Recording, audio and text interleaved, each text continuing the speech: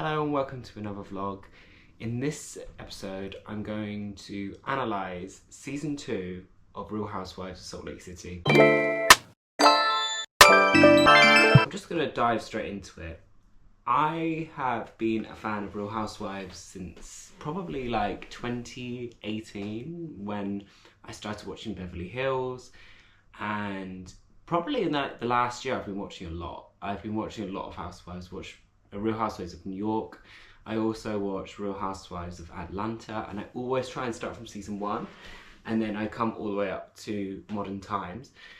But I have started Salt Lake City, and I literally only started it probably like 3 weeks ago, and I've whistled through it. I've already done season 1, did it like that, and season 2 I've just completed. So I'm just going to do a review of season 2 of Real Housewives of Salt Lake City. As a bit of a disclaimer, this is my personal views, as a viewer. I'm not a psychologist, not a sociologist. It's just what my perceptions are and what my opinions are, and it's not gospel. But I just wanted to talk about how fun the whole season is, and how fun the franchise of Salt Lake City is. It's so different compared to the rest. Like, it's set in a very snowy environment in Utah.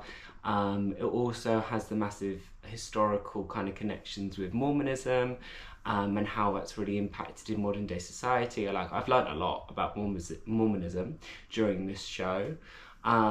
It's just very different compared to the other ones. Like, New York is like synonymous with American culture, as well as LA with Beverly Hills, but Atlanta as well is very different too, I guess, to a point. But I think because of the climate of Salt Lake City and where it is located, I didn't realise how close it was to Las Vegas and LA. Like, they're all very much in like a row within the states in America. So it's like, I might get this wrong, California, then Nevada, and then Utah. It's so good. It's so refreshing. I think the casting's great. Like, they seem to have people from different walks of life in there. Jen Shah, for example, she converted to Islam. Heather, who grew up in the Mormon Faith, and then Whitney as well. Also, like, Meredith, she's Jewish.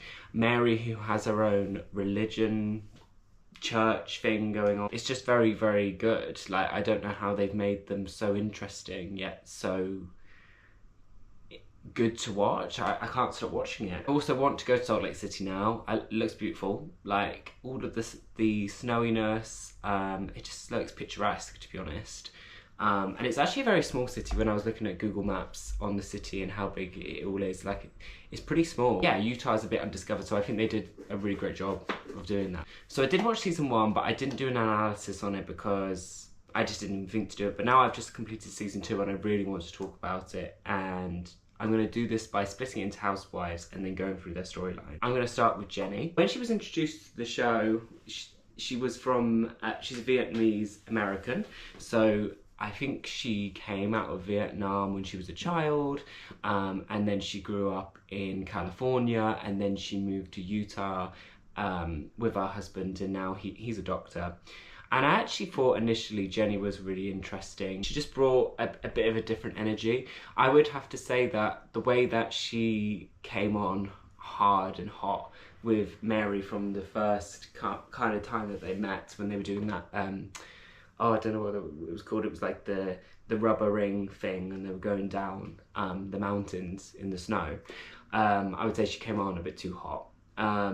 But in general, I actually thought she was all right. However, now, finding out, watching the reunion, like, it comes up with a screen, like, following, this was recorded before Jennie's social media post, and obviously I've read into that now, and that's awful what she posted. So she was an interesting housewife until that point, and obviously she's not going to be in the next series.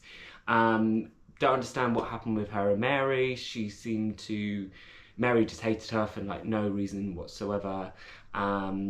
Mary also said some really sensitive comments to Jennie, and really wasn't apologetic about it. I also got to say that Jennie and her husband, very strange. I don't know why. If my partner said to me, I'm going to get a sister wife / a partner, and if I went through some trauma like having a miscarriage and having a stillbirth, I would be very much upset with them. So they seem to get on pretty well now, but as in like in the show, but I'd really struggle if that was me. So that was really interesting, and that's basically my analysis on Jennie, because there wasn't actually much to say about her, but yeah, she was refreshing to have on the show, but obviously problematic. So she's gone. My second analysis is of Heather. So I really enjoy Heather. I think she's pretty authentic. I think she's really quite real. I like the fact that she's a business person. She has a beauty lab and she has a business partner who seems to be really supportive of her and outside of work, which is really lovely. I also like the way she's quite honest about her experience with Mormonism. She's also very good at just explaining the faith. Like, I didn't realise about all of these kind of different levels of heaven and how faithful you are. You go to different levels, and if you leave the faith, then what happens to that person and herself. She's really clear with that, and which I quite liked as a viewer. I was like, oh, this is actually very interesting. Love the way that she's with her 3 of her daughters. One of her daughters actually got into a university in Santa Barbara, and she was talking about how she wanted her to live the best life when she's at uni and be a proper student. And I think Andy Cohen said in the reunion, like, are you vicariously living through her?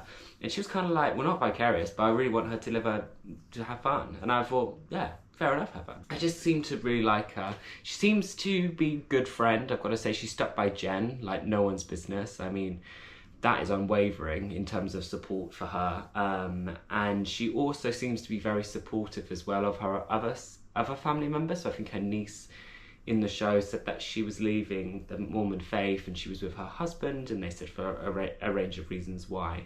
And then her brother as well, who was living in Austria or Switzerland, I can't remember now, but he was living in Europe, and he was saying that after COVID he found like the faith had gone, and she seemed to really support him. And then she also had another sister who turned away when she was 16 from Mormonism, who she met as well when they had the epic trip in Vail, which I will get onto later. But yeah, she seems to be, I genuinely think, pretty good. And also in the reunion, like, she's quite honest, and she's like, you need to just speak your truth and just say and just be real. And for example, with the whole incident with Meredith and the strange dates thing, when she could have just said it straight away, but I also understand why Meredith was really hurt, in the sense of that was her father's memorial, so she didn't really want to go into the detail of it. But yeah, generally I really like Heather. I also didn't like the comments that Lisa and Mary made about her. Like, Mary said she looked inbred. Don't think that's very kind at all. I also don't think that Lisa calling her like a Lego person was at all good. But yeah, so I think Heather is good, and she's quite fun, actually, to be honest, on the show as well. She loves to, just seems to be good fun, to be fair. And her and Lisa Barlow's dynamic was quite interesting when they went to that trip in Zion, I think, and how they seem to really get on, even though I find Lisa Barlow and her relationship a bit jarring. Like, they seem to get on, then they don't, and whatever. And she's very supportive of, Whitney as well, which is pretty good. I think she's I think she's actually a very good friend.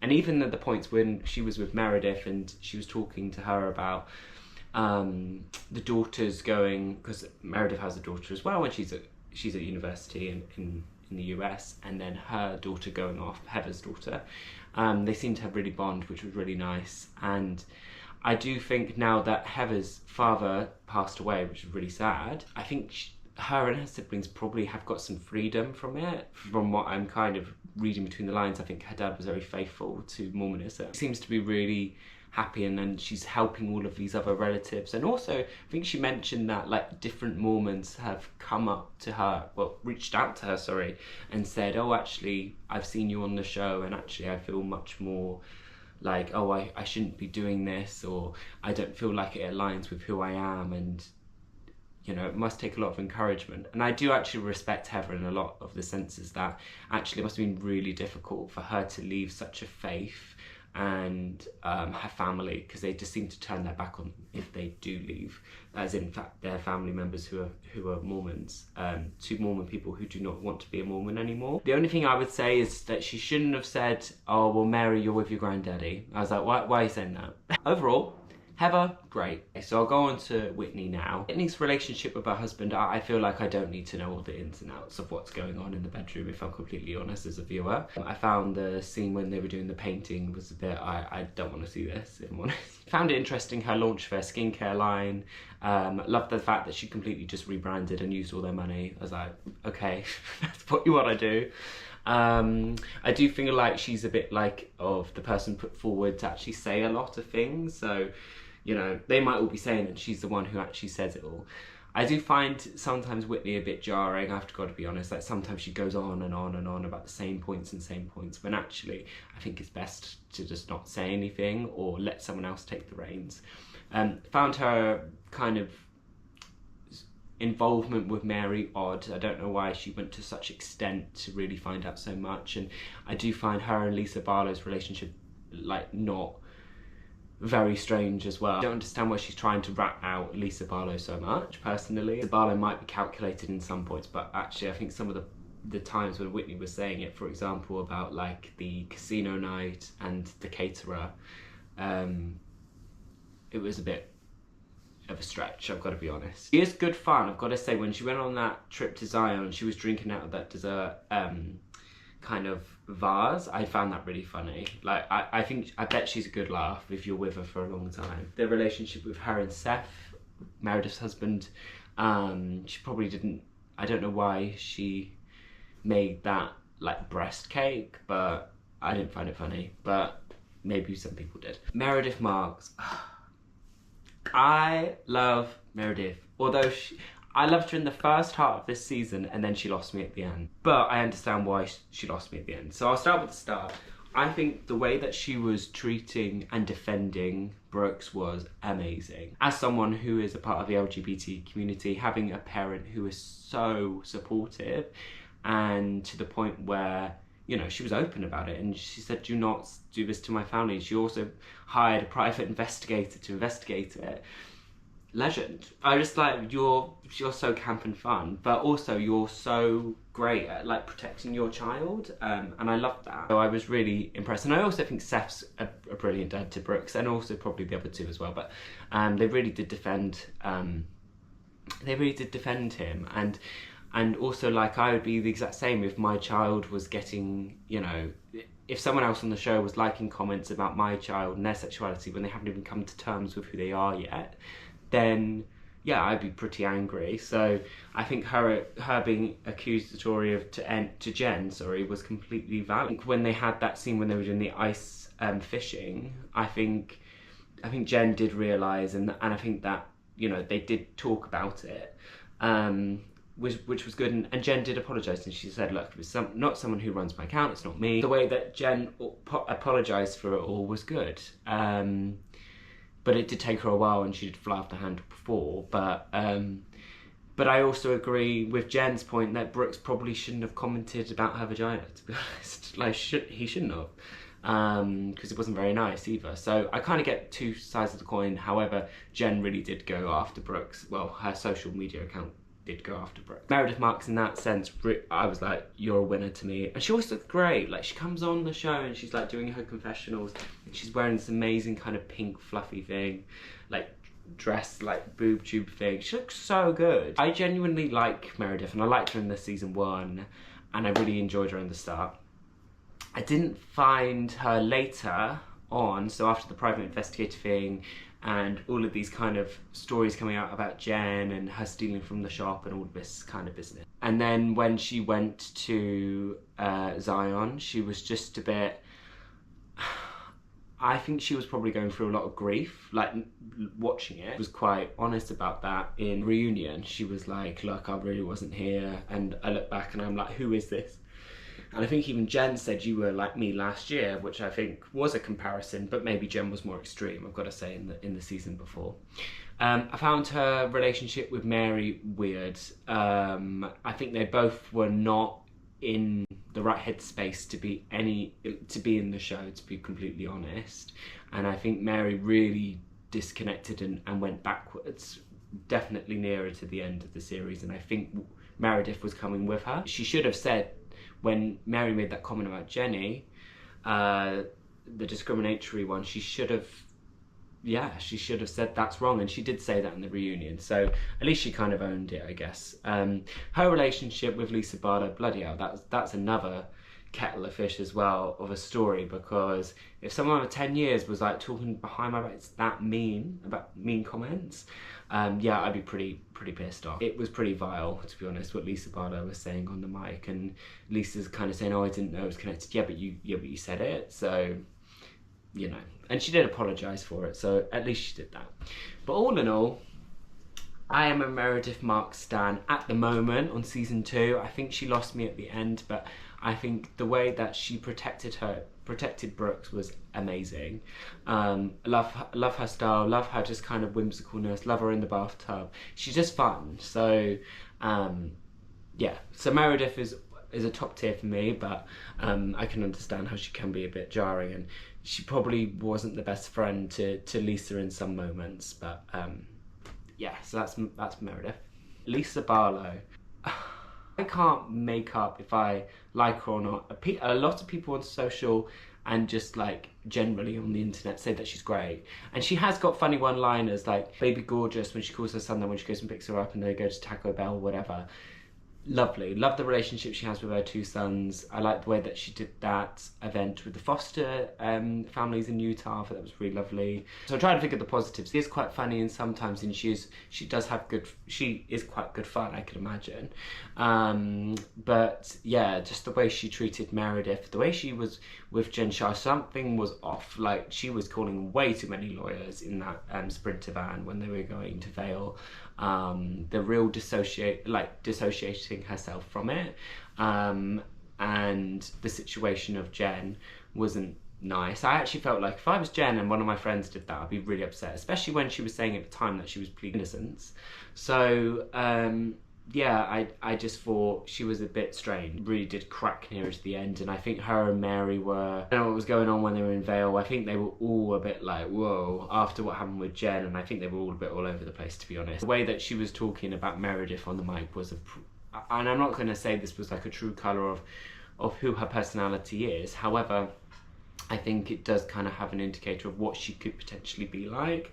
But yeah, she was really angry when she said it, and she probably shouldn't have said it, but harsh what she was saying to her. When she was investigating about Mary and talking to that guy called Cameron, and just like the funniest line of just, and he remortgaged his house and he gave her 300,000 grand. You have gone into some depth to really find that out, and I do think she does place things like, for example, when she invited him to that event and Meredith was at that, obviously that was coincidentally going to come up, but I don't think she's super calculated to the point where Whitney was saying that, oh yeah, like I'm going to get that caterer not to be at that event. I don't think she cares that much, if I'm completely honest. Love her Vida Brand. That's like a lot of fun, you know, when she was at the tequila party. But yeah, I enjoyed that part of her as well. I like that she's like a Mormon and she drinks, and yeah, this is quite funny, really. Relationship with Jen at the start was completely different to what it was like at the end, and I think she really did move away. She seemed to have a problem with everyone this season, to be honest, Lisa, because she had Meredith with that incident with Mike, she had Whitney with a strange situation with the catering, she was a bit harsh to Heather. I don't know why she's so mean to Heather, she seems to have a problem with her. And then obviously Jen Shah, and just kind of dissociating from her, and then Mary as well, like getting into all the details of that, of the church and whatever. So yeah, Lisa, this whole season was all over the place, and I don't know why she was all over the place, but she really was. I've got anything else to say. There was a pure confusion with her this whole season, because she wasn't like that in the first season. Mary Cosby, I think she's just harsh. Like, in the first couple of episodes, I was like, she's actually kind of funny, like the first couple of episodes in it, and then nearest the end she wasn't attending things, and she was just being a bit rude to everyone, like in Zion specifically. She's really not talking to anyone, very harsh to Jennie, and really two-faced to Jen, when she called her a thug, which was really frustrating as a viewer. And when other people were saying, yeah, but you did say it, and she was like, no, I didn't.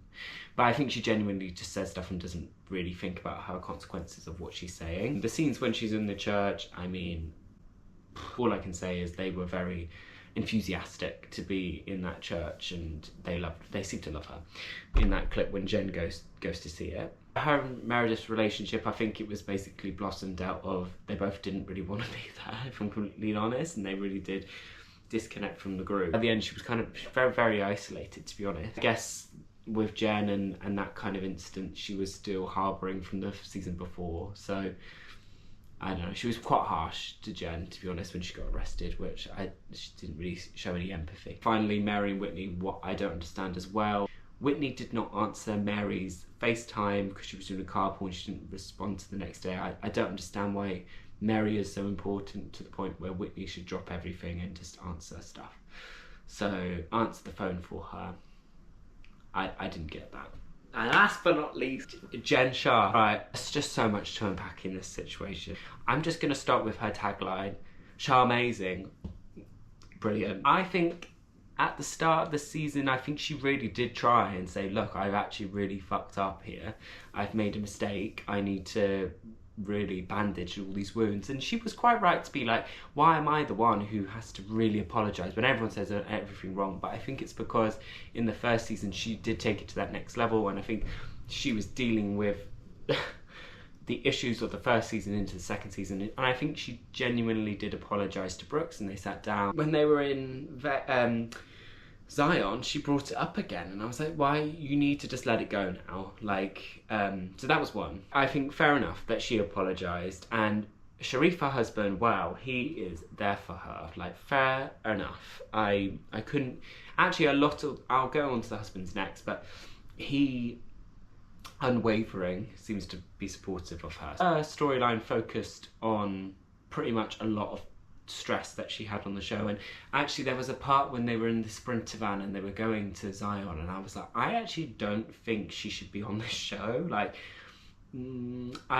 I think she needs a break from it, and I think she wanted to be on the show to carry on, probably to get the money, if I'm honest, and also just to show face that actually she was saying she did not do it. It must have been awful. Like, they've had to downsize in their house. I mean, had 2 sons, they must feel like, oh, I don't know, my mum did that, I don't know how I would feel. Her husband seems to be really supportive, so you can't really say anything wrong with that. But the fact that her and her business friend, assistant Stuart, seem to be both caught up in this net, and the NYPD, Security Homeland. Who else was there? I think it was just general police. I mean, that's pretty big. I think I'm not American, but I'm assuming that that's pretty large. He seemed to be really supportive of everything that was going on. Sharrieff did.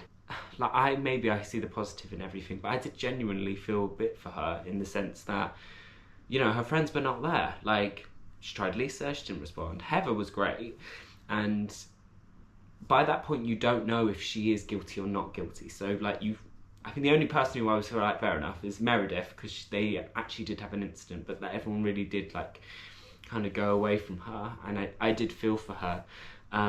But I genuinely think in some points I was like, I don't think you should really be on this show anymore. Like, I think you need to look after yourself. Let's see what happens in season 3, because I know that she's in jail now, as like just by googling. I don't know what's going to be the outcome, so I'm definitely gonna watch that. I found her relationship with Lisa Barlow really strange. They seemed to be really close at the start, and then by the end they were like physically fighting in the Sprinter van to Zion, so that wasn't good. I think Lisa was very two-faced with her, to be honest. I found Mary and her incident strange. I thought at the start they kind of were sorting out, and then they went backward. Jen and Mary became so small in the grand scheme of things, but it was Lisa Barlow who was doing the worst. Jen is quite unpredictable, and I think if I was her friend, I'd be a little bit intimidated by her. Like, she seems to be at one point, and the thing is, when she's probably very fun, a situation when they were all in the pool, when they were all getting drunk, and like they were on the inflatables, and I thought, Jen, this is fun. Like, this is the fun you. She also has a side where she kind of loses her temper a lot. My overview of Jen was, oh my god, with the whole situation with the defrauding when she got arrested. I mean, oh my gosh, what great TV. But also at the same time, I'm like, this is too much detail. I can't believe I'm seeing all of this happen in real time. And all the hourly kind of breakdown on that episode was so good, and like Meredith and Vail, and then all of them in the Sprinter van talking about it, and all the like news coming live. It was so good to watch. I couldn't stop watching that episode. Genuine seriousness. That must have been awful. She got arrested on the side of the road. She's also being found guilty, and what her charges were not very good either. How public and how degrading, I've got to say. But and then also when she was talking about her experience about what happened when the police went to her house, both her sons came out, it was quite real. Like, she was really quite honest in those kind of situations. Where I was like, all right, fair enough, that is actually really heartbreaking. It must be an awful situation to be in. Her mum seems to be there for her as well. She seems to have a very good supportive network, and I think Sharrieff mentioned even his siblings were there to support her and stuff like that, and that's what you need during a situation like that. I also found it was really like when they were doing Ramadan and they were doing their Iftars and stuff like that, that was a really like nice kind of showcasing of their family in a different kind of light, because they were kind of swept up in all of this incidents with getting arrested, etc., and all these kind of arguments with Jen. But it was actually quite nice to see her home life. And to be honest, throughout the whole season, they all seem to showcase a lot of their home life with their children and their relationship with their children. Like Meredith and Brooks, that's so lovely to see. And then like Lisa and Jack too. And Whitney and her children, and even Heather and her 3 daughters. That's like lovely to see. They seem to absolutely idolise her in the nicest way. Last topic is the husbands. These men just want to chill, and they just want their wives to get on and have fun. And yeah, I just feel like they just really just want them to get on so they can just go and play golf. And they just want to have an easy life and do whatever they want to do on the side. I find John Barlow so chilled to the point where he could probably fall. He is like horizontal. And Seth seems to be really supportive, and like I actually really liked in the first series when Meredith and Seth were like showcasing their relationship was, and then also showcasing how there is lumps and bumps in relationships where you have to just ride through it, and they were separated, then they got back together, and they said that the show kind of got them back together, which I thought was really, really good. I'm really looking forward to season 3. This is just my take on how things are, and I've got to be honest, I've only watched 2 seasons, and I was actually checking when season 2 went live, and it went live in 2021, so this was years ago. I mean, we're in 2025 now. I might do an analysis on it, but that was kind of my hot take on the Housewives, and a bit of a, I always try and be balanced. I'm going to try and be balanced in how I analyse everything and everyone. I probably missed out loads of important things that I've forgotten about, but they were kind of the crux bit. For me, Meredith Marks is number 1. I really like Meredith Marks, and Heather. And Heather's my like, those two seem to be my favourites. I find Lisa Barlow absolute chaos, but can't stop watching her. Same with Jen Shah. Whitney is okay, I would say. And I know that Mary Cosby leaves this season, and Jennie obviously. Hopefully you like this video. It's a bit different. I tried to do something a bit different this time, so like and subscribe, and thanks for watching.